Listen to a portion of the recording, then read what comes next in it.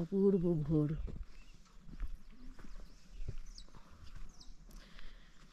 মেঘ যদিও আকাশে আছে, কিন্তু তবুও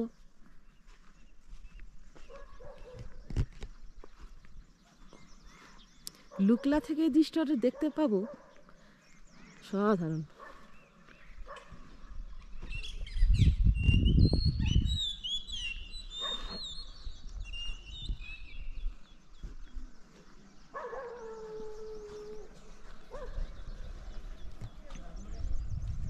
আকাশে চাঁদের এটা দেখা যাচ্ছে, পেছন দিকটা কি হলো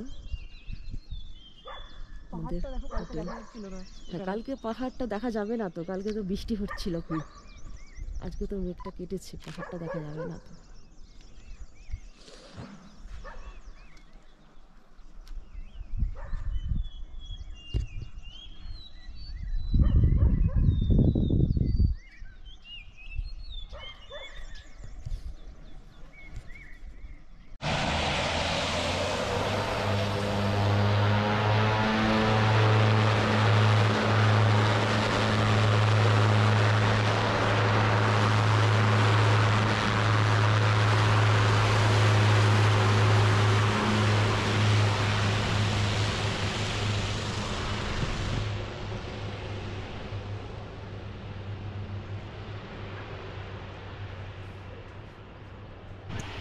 লুকলা এয়ারপোর্ট, এই লুকলা এয়ারপোর্টটাকে বর্তমানে তেনজিং নোরগে নাম অনুসারে এবং এডমন্ড হিলারি এনাদের দুজনকার স্মরণে তেনজিং হেলারি এয়ারপোর্ট নামকরণ করা হয়েছে।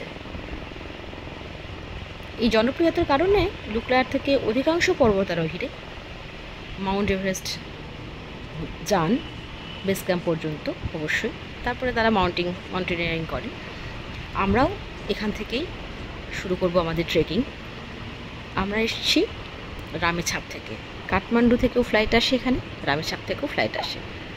ছোট ছোট ফ্লাইটগুলো আসে কারণ এখানকার রানওয়ে ভীষণই ছোট, তো সেই জন্য আমাদের এখানে এসে আমরা কাল থেকে আজ থেকেই শুরু করে দেবো। কালকে এসেছি।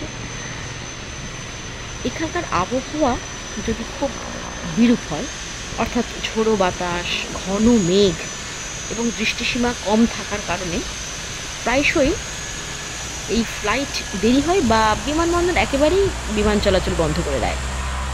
কোনো রকম বিমান ওঠা এবং নামা কিছুই করে না। সেই জন্য খুব গুরুত্বপূর্ণ এই এয়ারপোর্টটা।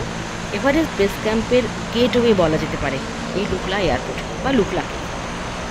এখান থেকেই ট্রেকিংটা মেনলি শুরু হয় এভারেস্ট বেস ক্যাম্প যাওয়ার জন্য।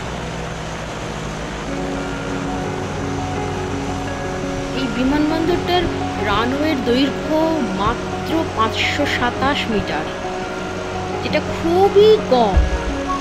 527 মিটার বা 1729 ফুট, এতটাই ছোট রানওয়ে যে এই লুকলা এয়ারপোর্ট বিশ্বের সবচেয়ে ঝুঁকিপূর্ণ বিমানবন্দরের তকমা পেয়েছে। মানে ওয়ার্ল্ড মোস্ট ডেঞ্জারাস এয়ারপোর্ট বলা হয় এই লুকলা এয়ারপোর্টটাকে।